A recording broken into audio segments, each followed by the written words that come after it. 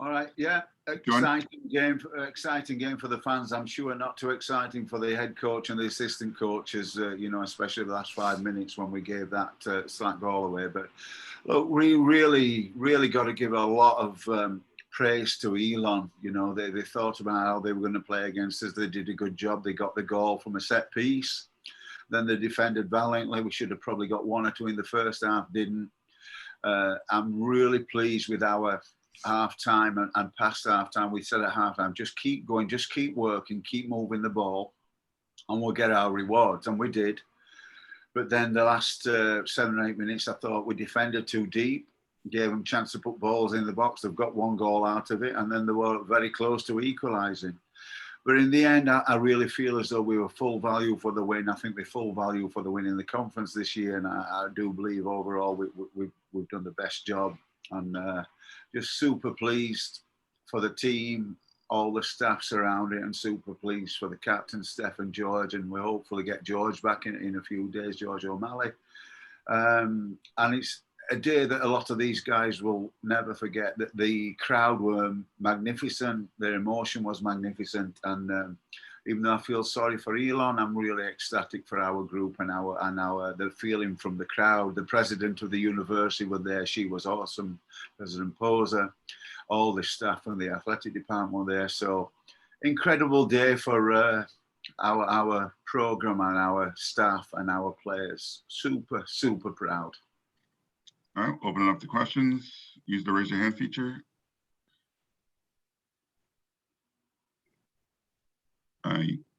Eddie or Carlos? Hey, so this question is for Stefan. Stefan, I need to know, and I need an honest answer here. Was that goal, and I think I have an answer, but was that goal meant to be a shot, or was that just a cross that got the wind blowing for you? Well, first of all, I've got to give all the credit to my head coach here, Richard Nuttall, because at half-time he mentioned that a little tactic about just stopping just before you take the free kick and then going back and then taking it, just because it adjusts their back line and their goalkeeper. But if I'm being completely honest, I was aiming for the back area, whether that's the back post for a header or in the goal, I'll let you decide. Now you can just tell everyone that you meant to score, though. Just us. That's all we needed to know. All right. It was a cross. I'll admit it. It was a cross.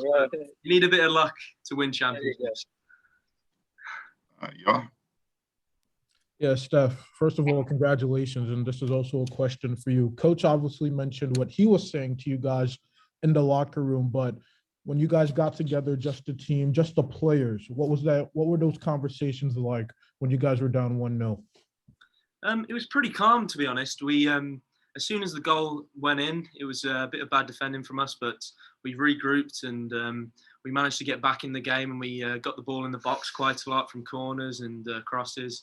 And we had quite a few chances in that first half and applied a lot of pressure, and they didn't really cause us too many other problems. So it was pretty calm. The main message I was saying is that we needed to keep on doing what we're doing, which is our identity, which is win the second balls, get it down and get it wide and get it in the box. Because I don't think any team, I don't know of a team yet that can stop us when we're doing that. So yeah, don't get frustrated and keep that up. And it's been a long time coming, considering Hofstra hasn't won a CAA title in a while. So when that final whistle blew, can you describe what was going through your head? Either of you could answer this, really. So just describe the emotions winning that title. Go on, Steph. Well, this is my third year now. So first year we lost on penalties in the semi-final, and then last year we lost on penalties in the final. So it was pure relief and just so proud of everyone. We put all the work in. All the coaches do so much. The most hardworking coaching staff I've ever been a part of, and everyone wanted to win so badly. And yeah, pure relief and pride, to be honest, for everyone involved. So happy for everyone.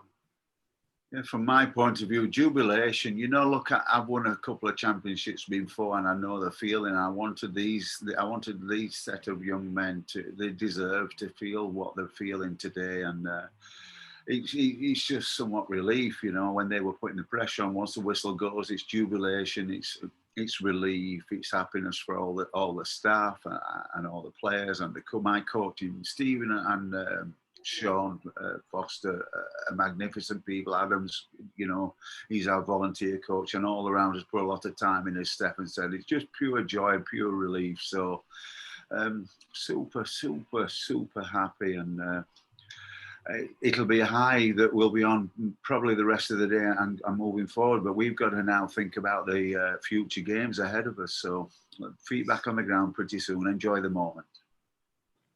Josh? Hey, Coach. Steph, congrats on the championship. You both can answer this, but Coach, I want to ask, how does this team differ from your past title teams? Every team sort of has a personality and a way they play, and that. I think the 4, 5, 6 team was super gritty and defensive without as much attacking flair. You know, we had Michael Todd and a couple of other guys who were good. Here, I think we've got super gritty, super determined. We've had a bit of bad luck with injuries, but we're defensively solid. And then, but on the attacking side, we've so many different ways to score. Of course, Matt's got the 4 goals in the semi, but if he wasn't getting them, Ryan would step up, or the wingers would step up, or somebody else.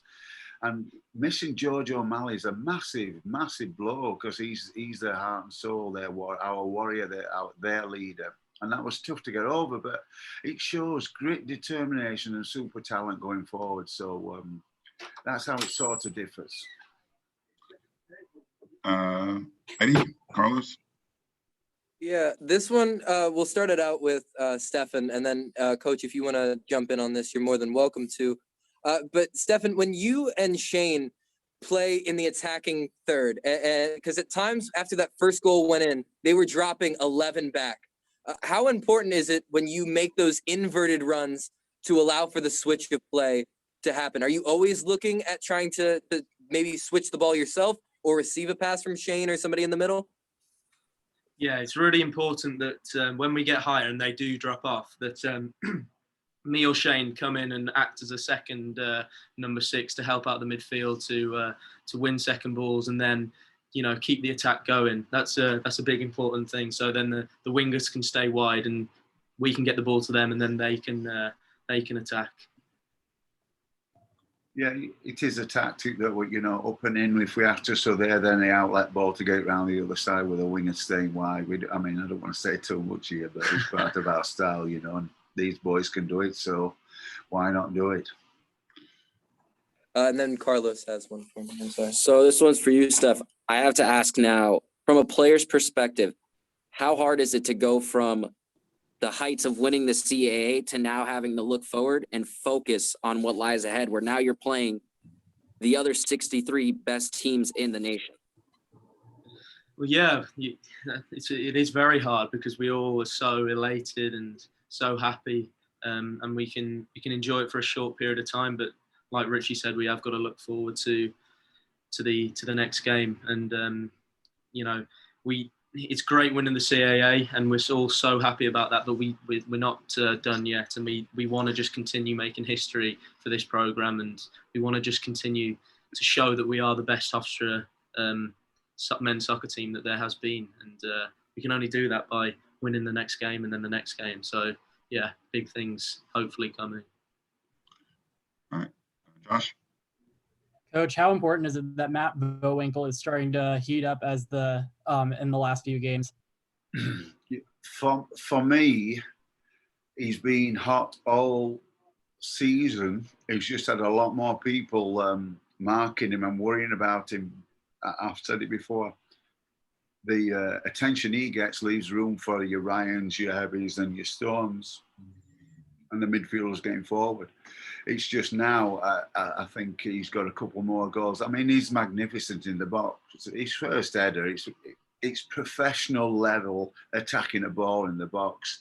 And then even his second goal, he's in the right spot at the right time. You know, he's the best in the business I've seen, is playing like a point centre forward and bringing people into play, back to goal, getting it wide and being in the right spots in the box. And everybody knows it. They try and stop him, but he eventually gets going, you know, 4 in the last 2 games, which is, you know, maybe we don't know how fortunate we are. We're going to lose him after this year, but we're enjoying him while the moment lasts. All right. Any other questions? No. guys, thank you, and congratulations again on the win. Congrats, guys. Congrats. Thank you very much. Yeah, Matt Vorwinkle's just turned up. Do you want to say something? Yes, we do. Yeah, if we can, that'd be great. Thank you, everyone. Cheers. He's done with the stitches. Thank you, come Stefan. on, Steph. Maddie. Hi, guys. Sorry. No worries. Congratulations, Matt. I know there's a question from you all. Yeah, Matt, correct me if I'm wrong. When the final whistle blew, you immediately collapsed to the floor in pure emotion and elation. So can you kind of take us through what was going through your head? And coach, when he answers, can you rebound off that and tell us everything that you're feeling for Matt in terms of everything he poured into the program to get you guys to this point? Yeah, when I fell to the ground, just 5 years of pure enjoyment that needed to be let out, I guess you should say. And it just felt really good to just lay there and take it all in and breathe the fresh air, honestly. From my point of view, you don't really realize Jack and Matt have been friends since they were little kids. So we've gone through Matt's whole soccer career as well as my son's Jack, and Storm was with our club. So I've been with Matt. I've seen him score hundreds and hundreds of goals, and we just know he deserved it for his hard work, and I think the team deserved it. But I was just incredibly happy for Matt, all the toil we put in and all the training ground minutes and the extra training ground minutes he's put in. He just deserves everything he gets, and whatever happens in the future, I think it's rosy, and hopefully he gets his just reward in the professional game. All right. Eddie, Carlos. Matthew, you were up against a very stout Elon backline that was constantly trying to jump on top of you. When the game gets really that physical, how do you push back up against some of those bigger backline guys and stay strong in that center forward position? Yeah, I mean, as much as I could say it comes from me, it doesn't. My team is constantly pushing those guys back, trying to help me out. The midfield, the wide guys, they just keep going. They're awesome, and they just continue to push that back line and make it easier for me. Any other follow-up questions? All right. Matt, thank you for coming up. I appreciate it. I know the little stitches or something in the eye, but Yeah. worth it for scoring Definitely. 2 goals and getting the championship. Definitely. All right. Well, congratulations, guys. Thank Thank you, everybody. We'll talk to you soon. Appreciate it. Bye-bye. Congratulations. Thank you.